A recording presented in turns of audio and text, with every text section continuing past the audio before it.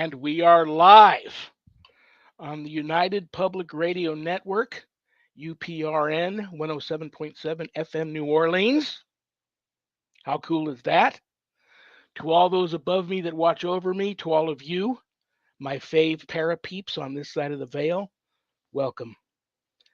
This is Father Shawn's Paranormal Ministry. I'm your host, Father Shawn Whittington. I'm an ordained Catholic priest with the United States Old Catholic Church. I'm a fully professed brother with the Old Catholic Benedictines of Immaculate Mary. I'm a team member with the Society of St. Benedict, and I'm co-founder with my wife of ghostbegone.biz. And yes, I'm that guy on Eli Roth Presents the Legion of Exorcists on Travel Channel, currently streaming everywhere. And on that note, I want to thank everybody that continues to discover the show on a streaming service here and there and reaching out to me with such wonderful support and compliments. I really appreciate that. So God bless you all for that, who's been doing that recently.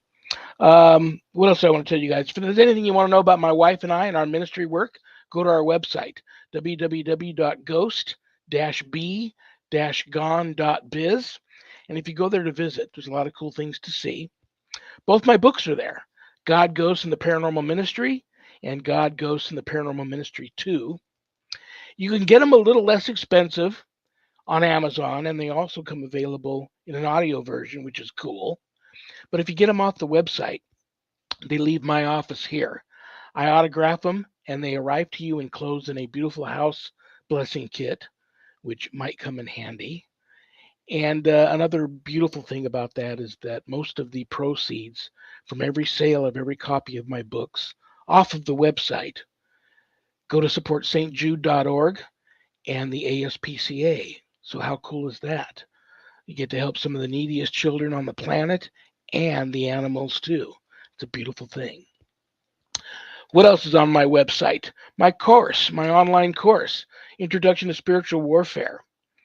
It is a 12-week online college-level course for all you true warriors for Christ out there that want to learn how to draw your line in the sand, make a stand, circle the wagons, and put up a good fight, God forbid, the fight of your life against, God forbid, true evil, if that ever comes calling.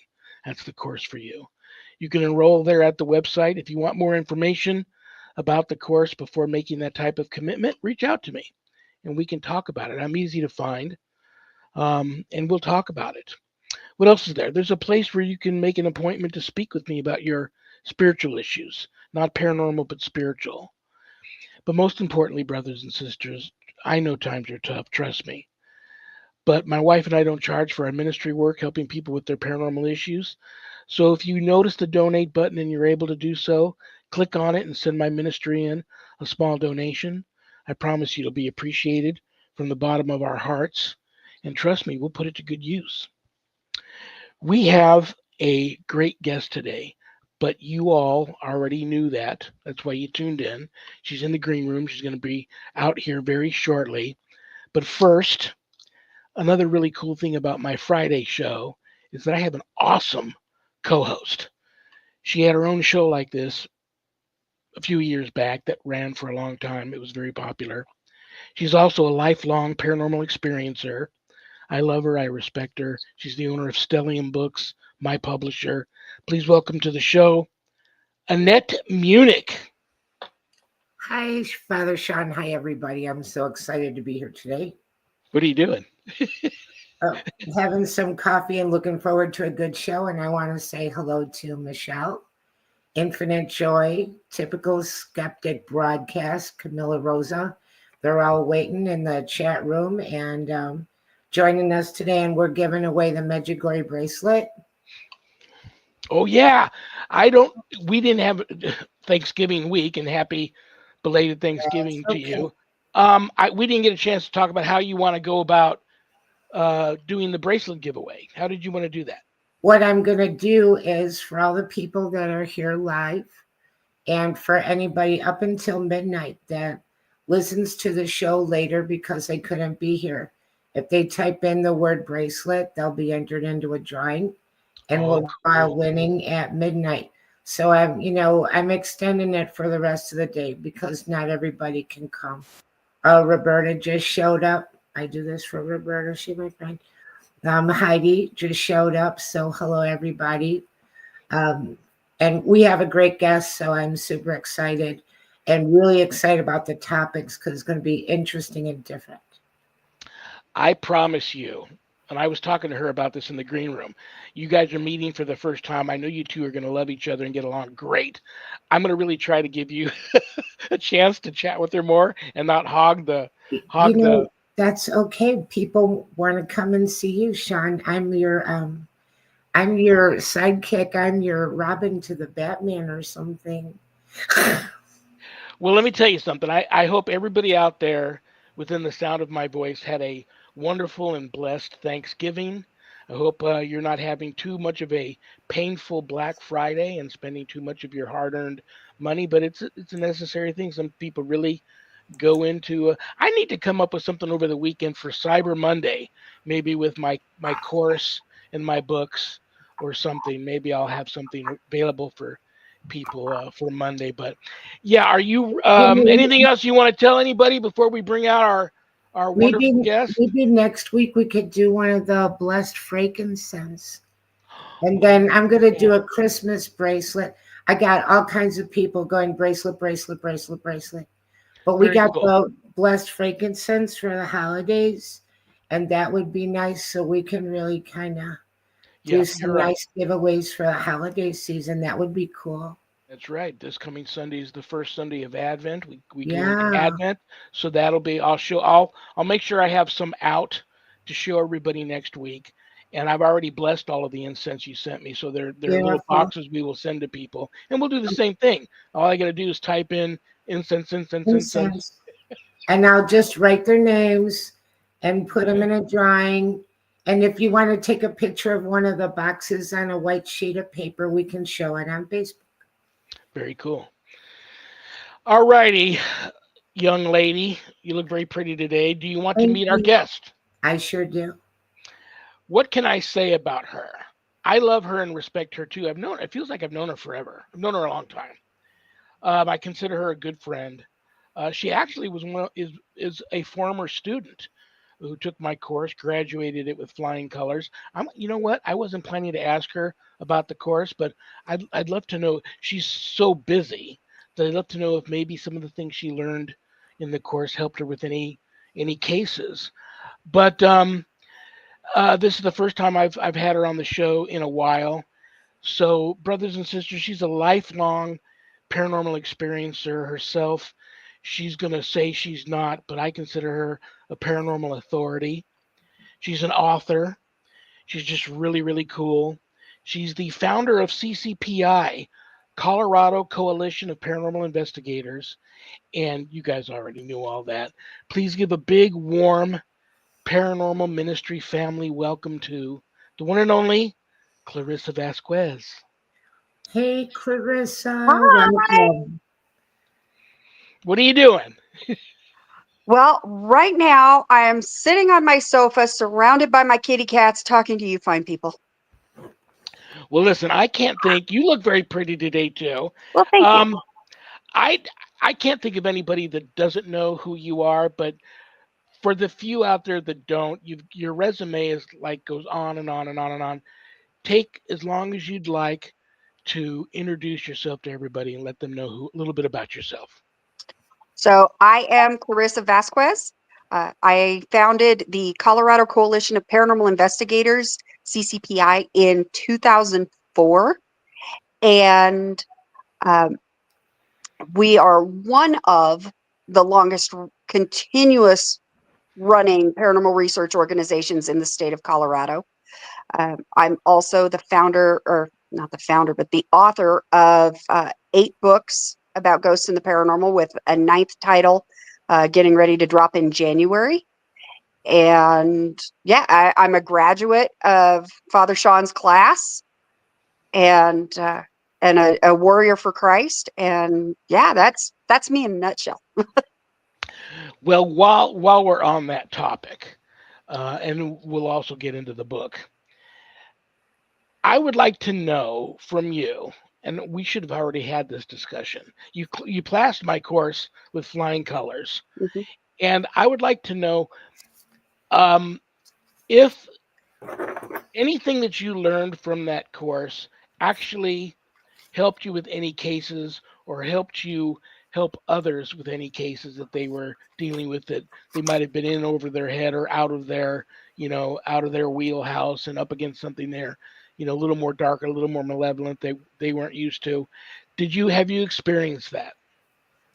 Well, as you know, myself and my associate, Reverend Robert Irwin, both took your class at the same time, and we really enjoyed it. But praise God, we haven't had to use it. Oh, yeah. Yeah. For a while, we were encountering back to back to back malevolent entities, and we decided, hey, we're pretty knowledgeable, we're pretty experienced, but you can never learn too much. And so we took your course, we've taken a bunch of others, but and it's almost as if it's known now that we are even more educated than we used to be. So they haven't been showing their nasty faces. Yeah. So Yep. yeah, we haven't needed to use it lately, but there is so much good information in your course. It's very in depth, very knowledgeable, and I know you and I discussed right after Robbie and I finished taking your course that you need a master class. You've got the intro course. You need a master class. That's so funny you bring that up because I've been fine tuning it a little bit because I get people that reach out to me interested in taking the course from all different walks of life, Mm-hmm. all different religious belief systems. So I can't beat a Jewish person over the head Right. with hardcore Catholicism belief system because it's just not going to resonate with them too much. Right. And so I've been fine tuning. Not everybody gets the same course. I meet with the people and I get to know everybody and I get to find out where their religious belief system or not they have in place Mm-hmm. and a little bit about their background because I want to uh, put in their lay in their lap things that they're going to actually really work for them Mm-hmm.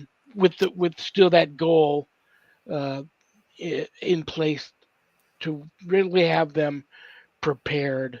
And Right. then some people, trust me, I get people that reach out to me that are diehard atheists. They don't believe anything, but they just want to be ready, or they don't believe in anything, but they've experienced dark, malevolent things, and which that always surprises me how someone can believe in that but not believe in something else.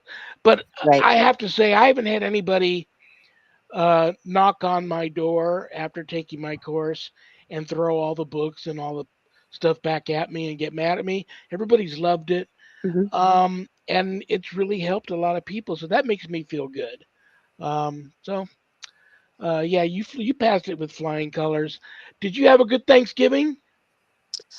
I spent Thanksgiving at home by myself, just me and the kitty cats. We put the Christmas tree up, full of all of the ghost ornaments that I hand make every year, and it'll likely come down this weekend, but it's up for now. You know. I'm gonna make another comment here, and this will probably be the last one I make before I let you and Annette go at it and chat a bit. And please forgive me ahead of time if this is something you don't want to talk about, and if you don't, please just say, Reb, I'd rather just move on off this topic, and that's cool. But I feel that I wouldn't be your friend Mm-hmm. if I didn't at least mention. I don't know if this is your first interview that you're doing since taking It about is. 6 months off.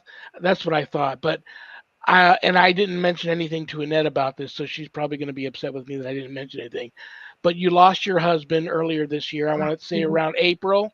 Yeah, April 9th. And everybody that knew him loved him. I Mm-hmm. didn't get a chance to meet him in person. I feel sad about that, but he really touched a lot of people. And I just watching you and following you and stalking you a bit on your profile, I just saw how it really it was like a Mack truck ran over everybody on your team, um, and I know you were deeply and passionately in love with him. Is there anything you'd like to say about Steele, or do you want to just move on off that topic? Steele was one of the absolute best paranormal researchers that I ever had the pleasure of working with. And a lot of people will joke and say that it was because I trained him, which I did. But, you know, being a paranormal researcher of his caliber is not something that can be taught. And so he already had it within him, to be thorough and investigative, and the ability to scrutinize, and not just jump to conclusions. Every little sound, oh my gosh, it's a ghost, or every little blip on the screen, oh my gosh, it's a ghost. And stuff like that can't be taught, the intellectual and reactionary skills. So I can honestly say that he was one of the absolute best paranormal researchers I ever had the pleasure of working with. And I am even more blessed that I got to be his wife. And I'm so thankful that he is home with Jesus. And someday I will get to join them both, but not today. So yeah, that's. Well, when he passed, I lit probably the largest candle I've ever seen that I've been saving in my house here, and it burned for weeks before it burned out. But I offered up some prayers for him, and I lit a candle for him, and I've been praying for you too.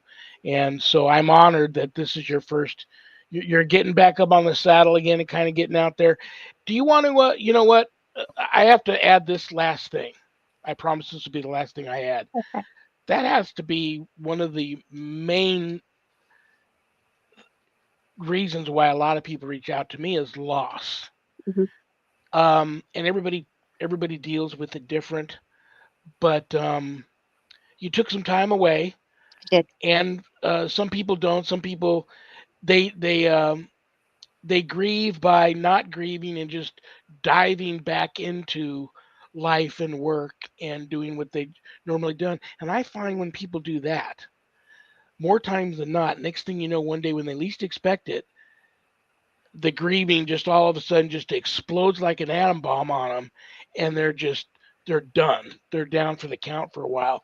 You have any recommendations for anybody that may be going through what you went through on how to get through that? Um, everybody grieves differently. I had to take time off. I was working full time and going to school full time and running CCPI full time and running my publishing company full time. And I had to come to a complete stop for a little while. And that was one of the best things that I did. Uh, I lost so much so fast. I had to move out of the house that we shared. Uh, I was given less than a month to get out of our home. And so I had to part with a lot of my possessions and his possessions, um, and dealing with familial issues, people going, gimme, gimme, gimme, I want, I want, I want, uh, things like that, and of course, having to make difficult decisions about, um, to bury or to cremate or what to do with the ashes and things of that nature. Luckily, Steele and I had discussed that beforehand, but the decision that we had made and agreed upon before he passed ruffled a lot of feathers, and so I had to deal with a lot of um, family turmoil also. So taking a step back and just giving myself time to grieve and to process and to feel my emotions was the best thing for me. For some people, they function better if they just plow through it. But for me, it was, I had to take that step back. I had to stop investigating. I gave myself 6 months to, to grieve and to process and, tie up loose ends and move. And before I got back on the horse and started riding again. So. Well, I still, you're on my prayer list. I still pray for you all the time. Do you want to save the title of the new book and the release date when it comes out, or do you want to tell everybody a little bit about that? Well, I don't know if that's one of Annette's questions or not that she wants to ask me about. So I don't want to give away the book. God bless you for saying that, because here I go again. Why don't you two just chat? I'm going to have a drink of green tea. Okay, Annette, fire away. First of all, I want to say heartfelt condolences and prayers. And that's just really, so touching that happened and all that you've been through. It really touched my heart to hear your story. And then secondly, I was thinking I would love to see one of your ghost ornaments. Oh, you want to see one of my ghost ornaments? I can show you this year's. I should have took mine from last year and brought it in here, but well, I have last year's on the tree also. Let's see what was last year's. It was a little ghost. Yeah. It's the one that had Merry Christmas across the front, right? Correct. Okay, let's see if I can find one of last year's. Oh gosh, do I have any of last year's? I don't know that I have any of last year's on the tree, but I have this year's. So I will show one of this year's. Here is this year's ghost ornament. It's a little snowman. Too cute. Yeah, they are cute. Yeah. So I need to figure out what I did with last year's. It's been on the tree. It's been on my tree ever since. Yeah. I never taken a tree down. Everybody cracks up and thinks that's the funniest thing. Yeah. So I can turn the camera around a little bit and show you. I've got a black Christmas tree, and it's got all the little ghosties that I've done in years past. And what are you making them out of? They're all made out of balsa wood that I hand paint and design. Cute. Yeah. See, besides the bracelets, I'm sitting here next to all my yarn because I like to make things. And so I just wanted to see one of your ghost ornaments. I thought that sounded really interesting. Yeah, I hand make a different one every year, a different design every year. Very cool. So I did want to ask about your book.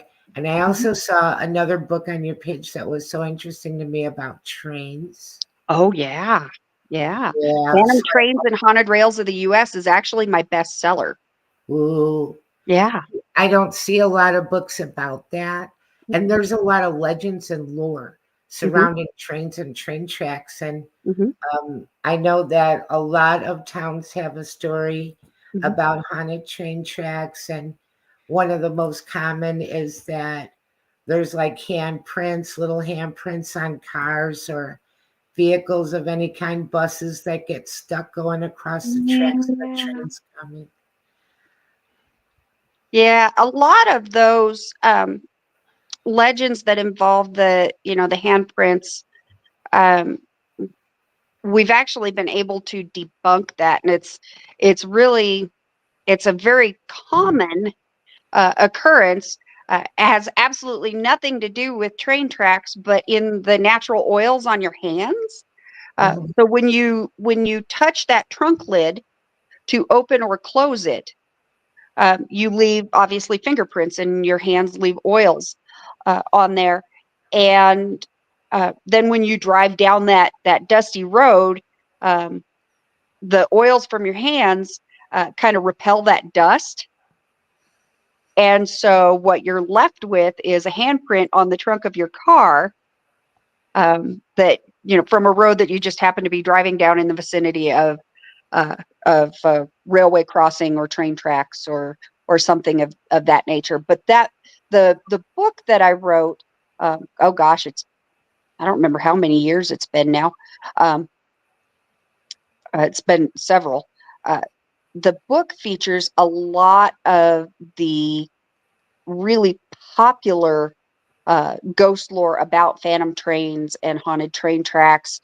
We talk about the Lincoln death train in and around the Chicago area, and a lot of other long-standing. So cool, because I'm from Chicago, but I don't know that story.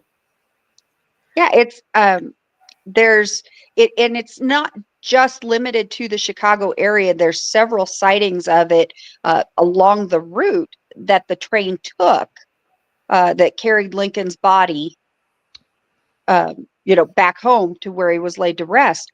And it's usually around the anniversary of his assassination, which, I'm sure, it took him quite a while to actually die once he was shot.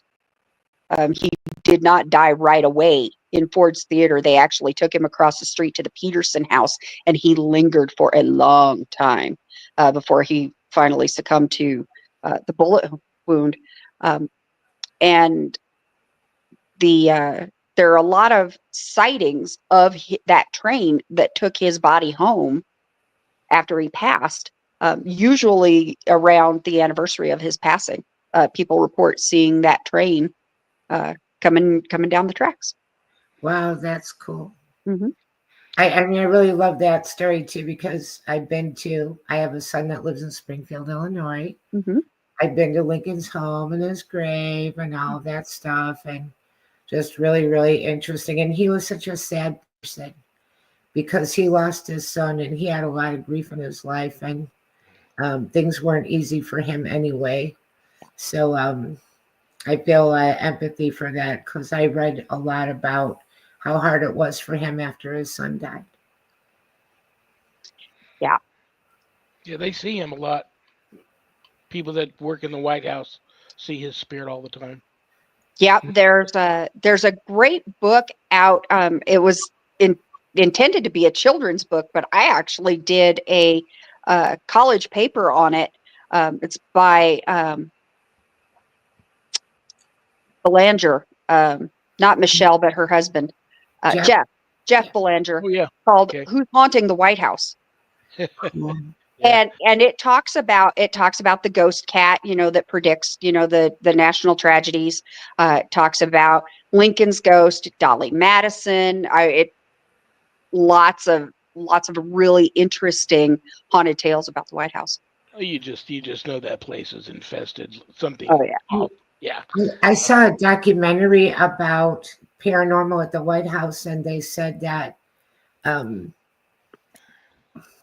which president and his wife, they lost a son at a young age, and she started having seances. I think that wasn't that That Lincoln's was wife? Lincoln. That was Lincoln. Yep, Mary Todd Lincoln was hosting seances in the White House. And it started all kinds of stuff. Uh-huh.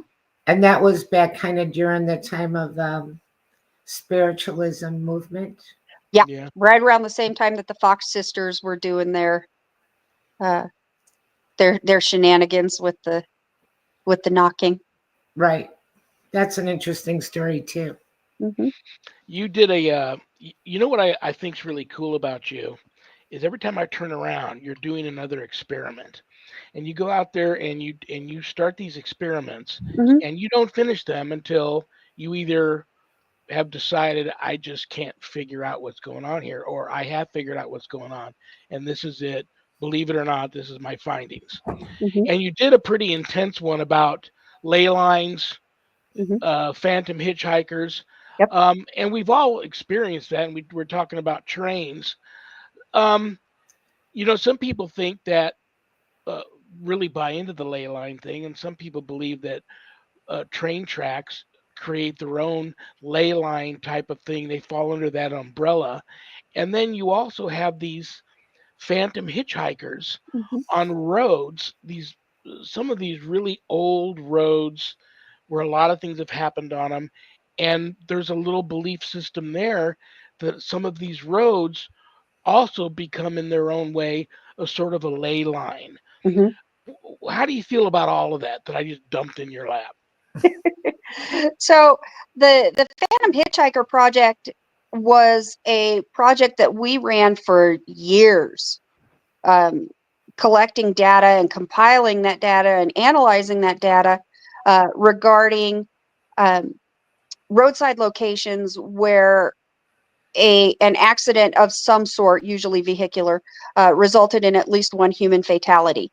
And what we were trying to ascertain with that data was if those locations or if those accidents resulted in GPT, geographic psychic trauma, be that energy imprint on the area from that traumatic death. Um, and I, it ultimately resulted in the book that I released in 2021 called The Phantom Hitchhiker Project in America's Haunted Roadways.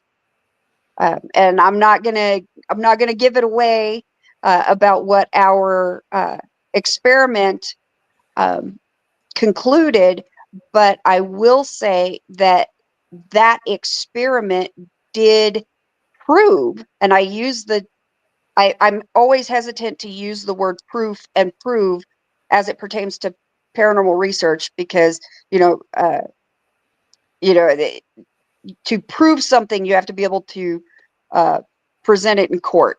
Evidence is something that you can present in court. We use data, um, but what we did was we were able to prove that paranormal research can be conducted scientifically. You can utilize the scientific method, by identifying your controls and your variables and creating a replicable experiment. And the Phantom Hitchhiker Project did that for us. And again, the book came out 3 years ago, and it's a great book. A lot like Phantom Trains and Haunted Rails of the U.S. It talks about a lot of really interesting, unique, and different haunted roadside locations. Where people either see a phantom car or a person or even an animal in one case at these, along these roads. Now, as it pertains to ley lines, uh, ley lines are the imaginary energy fields, that are thought to, crisscross around the globe.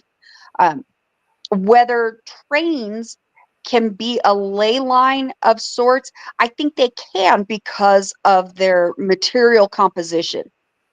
The tracks themselves, not the ties. The ties are pretty grounding, but the tracks themselves can conduct that energy and thus create a ley line. The intensity of it, I'm not sure. That's not something that I have researched, but I'll definitely throw it out to the team going, hey, should we be, looking at train tracks as well as this? But as far as the road locations, um, I really don't think that roads themselves are ley lines. It's possible that roads may run parallel to or on top of or even intersect with a ley line, and that could kind of charge a specific area to be more conducive to spectral activity. But roads themselves, I'm not inclined to think that they are inadvertent ley lines. Yeah, I was interested to see what you thought about that because I'm thinking of a time when I spent all night at this park here in Vegas that sits right on the old Spanish Hmm. Trail, and they Hmm. even left a large portion of the Spanish Trail in the Hmm. middle of this park. Um, and I sat there on a park bench with a tape recorder running all night long, and didn't. It was a really boring night, but when I got back home and listened to the tape back, I I could hear what sounded like horses and Yep. carriages and Wow. gunfire. It was pretty intense. Hmm. And I remember one time looking into a half a dozen or so cases of people that had reached out to me thinking they were living on cursed land, and it was all around in the Midwest. Mhm. And what I ended up finding was one thing this all these little towns had in common was a lot of railroad tracks, Mhm. and they were near water, Yeah. whether it was a lake or some ponds or mainly running like a river. Mhm. And there's that theory too that even bodies of water or like rivers Mhm.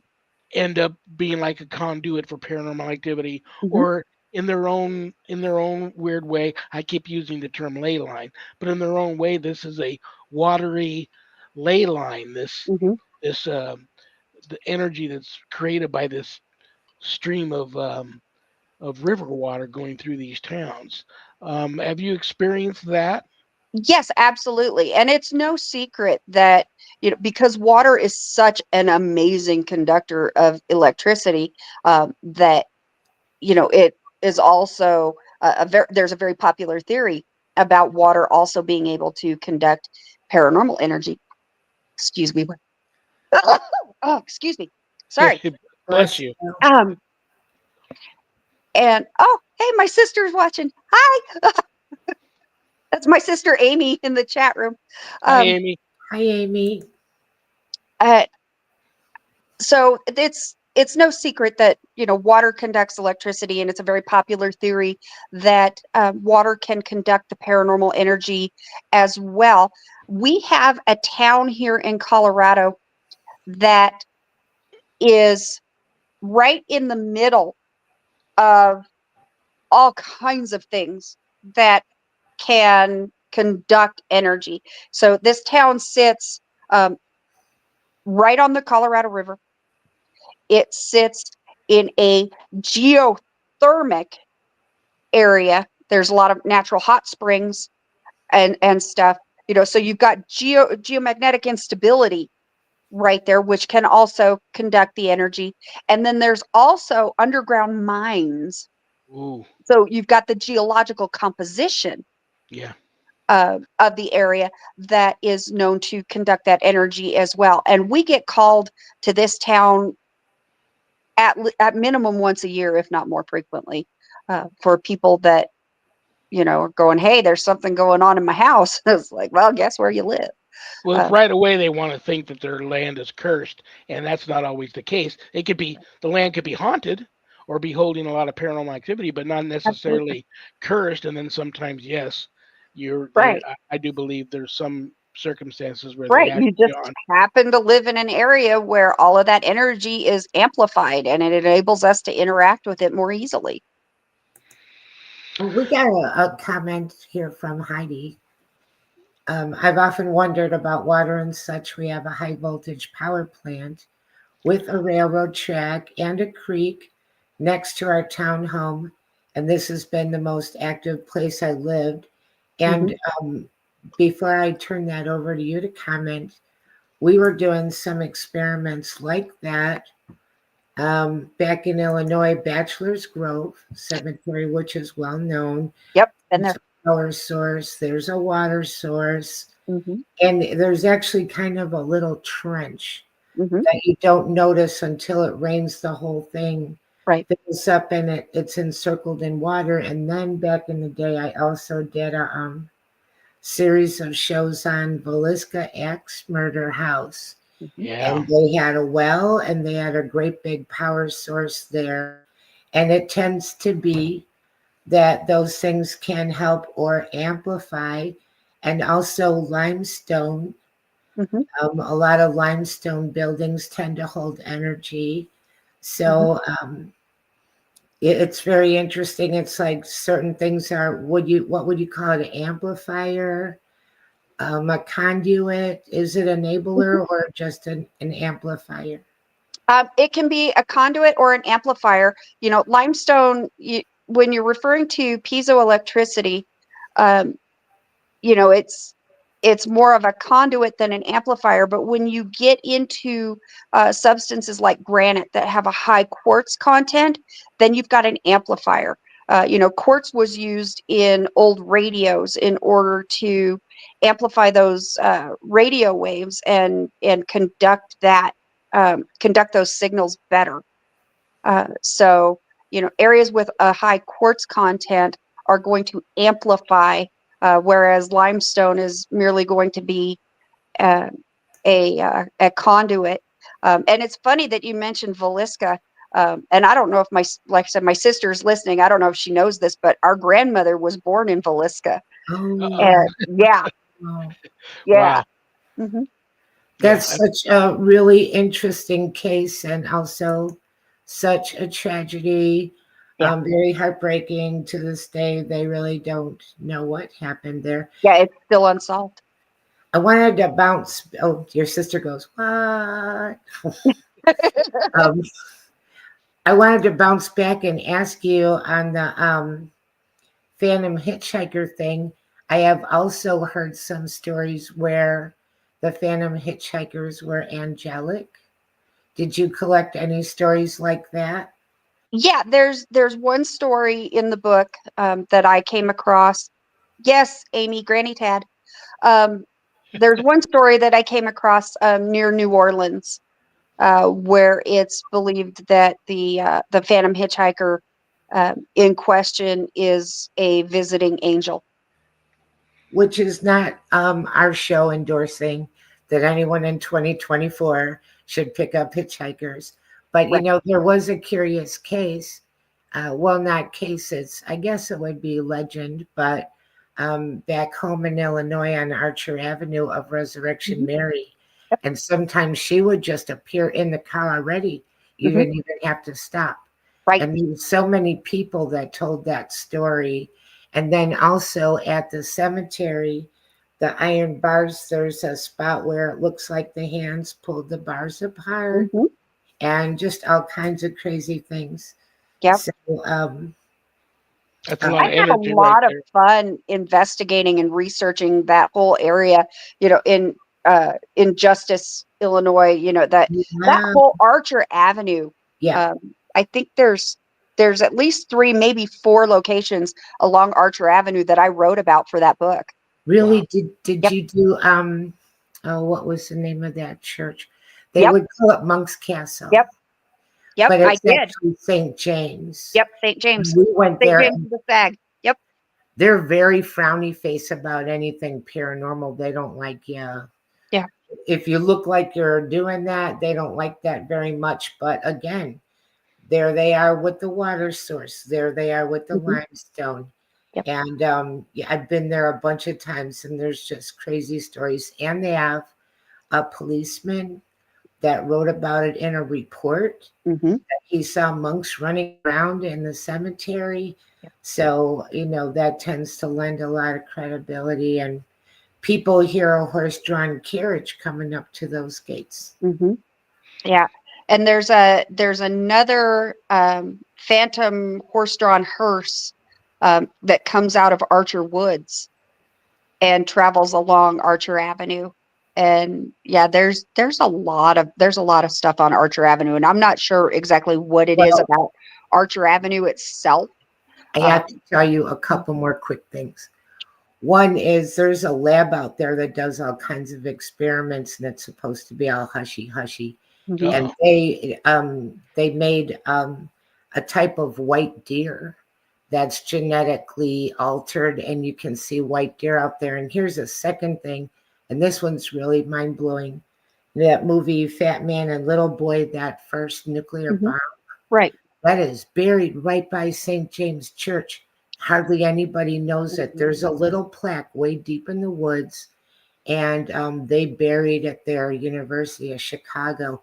And that is why all of that is woods around there, because they didn't want people building homes where that radioactive material Oh, was. yeah. And all of the water pumps have the handles taken off.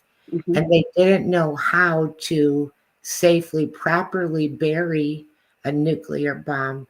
But if you look on Google overhead, you can see the square and it'll show you where it's buried. But that was hush hush for a while. And that's why that's all a wooded area. Okay. That makes a lot of sense. And depending on when that happened in relation to a lot of the paranormal activity, that that radioactive energy could be acting as an amplifier for Archer Avenue.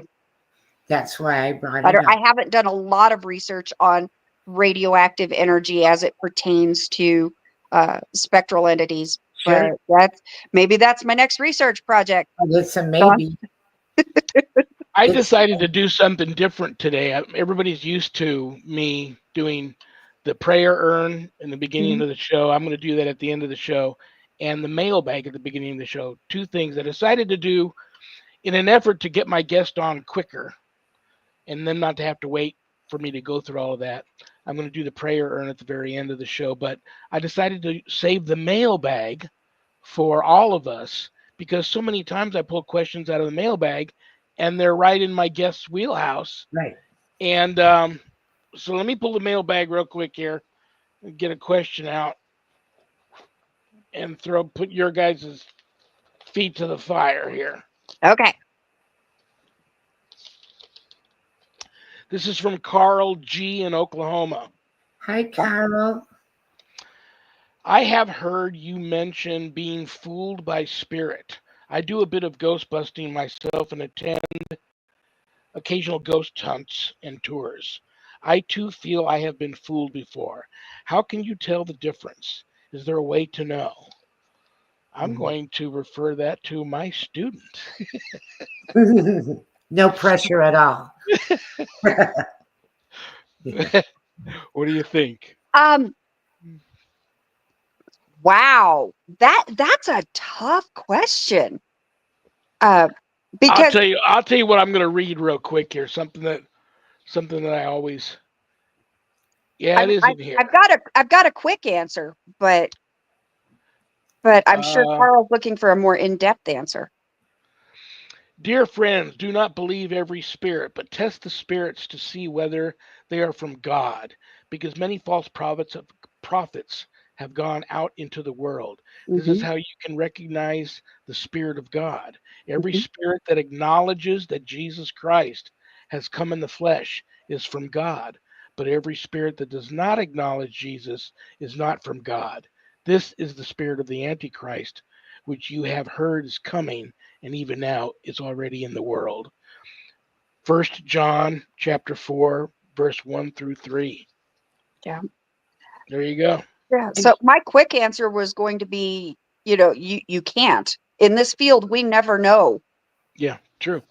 You never know. I've been fooled many times. Big time, yeah. But I do always ask them that question. And I was going to say that if your intuition nudges you to ask, are you from God? Are you good? Are you from the light? Then you already have a reason that you feel like this isn't, and the energy around what's going on is just as important as what happened. Some of the things that happened to me that sound really scary, I didn't get an energetic feeling of a heavy fear or dread or panic. And some of the things that didn't sound very scary that I would tell actually had that feeling. So it's like the emotional feeling that you have with the event, and not just the event in and of itself, but like something inside you feels like, I don't know about this. I don't know. Yeah. No, that makes perfect sense. Do you have in the few minutes I have left with you before I've got to kick you out of here, do you have any signature cases that you're proud of that really your team, and God, your team's been together for a long time. Yeah. That you and your team have made their bones on. Any one case that whenever you guys get together around the CCPI water cooler, you guys always go to, do you remember that one time we just did that last night, actually. Yeah. Well, we were explaining to a person who isn't on our team this investigation, and I think I even consulted you on this one at some point. And ultimately, we ended up having to call an exorcist out of Texas to come and deal with this. We kept going back and going back and going back. 3 of us physically saw what we were dealing with. And let me tell you, when you see one, that is not something you ever forget. Wow. Mm. Yeah. But we always come back to that case. It involved a family of 3 at the time. The husband was a desert veteran, enduring freedom, I think. Suffered a TBI while he was in service, and then came back. And when he came back, that's when all hell literally broke loose. And it got to the point where both parents were fearful for their infant child. They called us in, we investigated, we saw what we were dealing with, and went, whoa, you know. But at one point, we were using the spirit box in the living room of this house. And the spirit box, is programmed to speak whatever language you tell it to. And all of us are English speakers. We don't have anybody bilingual on the team right now. And one of my investigators, Sarah, she would hold the spirit box and it would start cursing her out in Spanish. Wow. Using profanity. Hmm. And I would take the spirit box back, and look at it going, how did it get said on Spanish and why is it cussing her out? And it's speaking to me in English. And I check the settings and it's set to English and give it back to her and it's cursing her out in Spanish again. And it's like, okay, Sarah, let's just not touch the spirit box. And the spirit box is a very monotone device. Mm-hmm. It'll say, fish, cereal, toast, picture. It doesn't change its vocal patterns. It's very monotone. And we had it sitting out on the ottoman in the middle of this living room, and it was quiet for a long time. And all of a sudden, this spirit box goes, Norman. Yeah. And, but eventually, we saw we 3 of us physically saw what we were dealing with. And I'm like, nope, that's it. I'm pulling the plug. And we ultimately ended up calling an exorcist out of Texas to come and deal with it because it was nasty. So yeah, that's one that we keep going back to. All the people that are out there right now going, I want to check out some of her books and check out her team. How can people find you and get a hold of you or get your books? Okay, so the best way to reach the team, reach me, there's a list of books on there. Everything is through the CCPI website, which is www.coloparanormal.com. There's an About Us section where you can find my bio. It's got my list of books on there, and there's also a Contact Me button on there, so you can shoot me an email. Please don't send me pictures of your dust orbs saying, hey, I took this picture in this cemetery and I was totally haunted, and it's full of dust orbs. I don't want to see it. You're not going to like what I have to say about it. But did you have fun when you come back? Yeah, absolutely. Come back soon, Clarissa. You were so interesting. I so enjoyed it. And for all of our listeners, we love you. And if you want to help us out, please be sure to like, share, subscribe, click that notification bell, and never miss another show. We've got some great stuff coming up. Clarissa, you hang in there. I love you. I respect you. Don't change for nobody. And keep doing what you do. And I'll reach out to you with some dates here soon and get you back as soon as we can, okay? I would love that. Take care. We'll talk to you later. Bye, Clarissa. Thank you. Bye-bye. Okay, so I know that you're gonna handle the bracelets after the show's over, correct? I wrote down the names of everybody that typed the word bracelet, and I'll give them, again, I'll give them till midnight, and I'll come back and look at the comments, and then I'll do a little drawing, and we'll put that on Facebook, And then we can say who won again next Friday in case they don't know us on Facebook. We'll announce it. And that should be fun. So Very, very cool. Next week's guest, this is gonna be another one you're gonna love. I don't know if you two have met. This will be Friday, December 6th, 2024. She is the founder of Exploration Paranormal. It's a team. And she's also the host of a show called Exploring the Paranormal. Author Heather Lee Landon, PhD. nice. Be here next Friday. You're gonna love her. I'm gonna make sure I give you two a chance to chat a bit. You ready for this week's joke?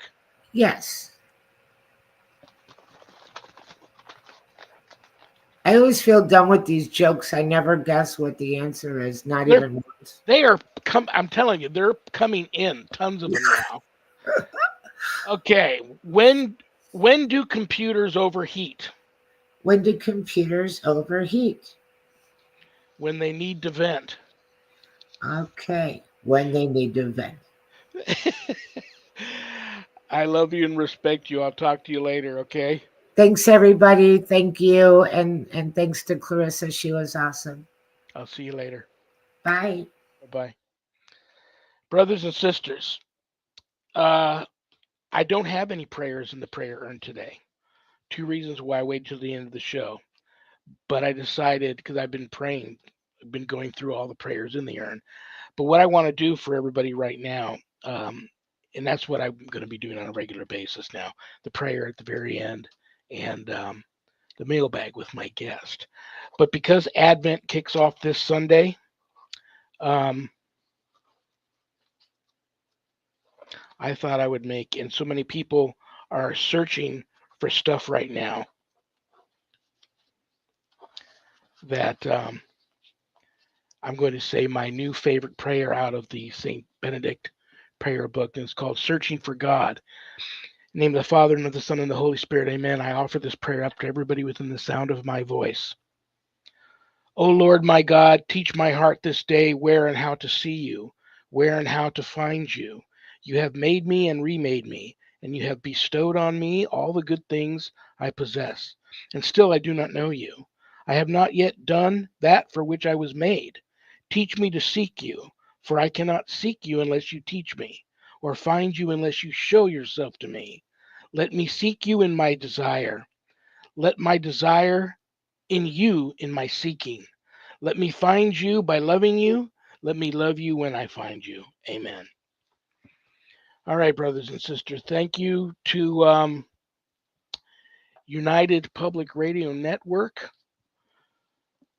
UPRN 107.7 FM New Orleans, and Joe and Michelle DeRoche for all making that happen, carrying my show. God bless them for that. And God bless each and every one of you for tuning in, because I don't have a show without you guys.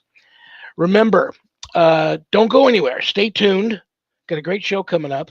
Spirit Switchboard with Carrie Lynn Shellhorn is coming up next. And remember, brothers and sisters, we may have done what the devil said we did, but we are not who the devil says we are. If you want to be a sponsor of the show, reach out. Okay? Good night, Danny. Good night, Jack. Good night, Dog. Good night, Harold. Rest in peace. Good night, Ernie. Good night, Bill. Good night, Dan. God bless you all. I love you all. God bless you in the name of the Father and the Son and the Holy Spirit. Peace.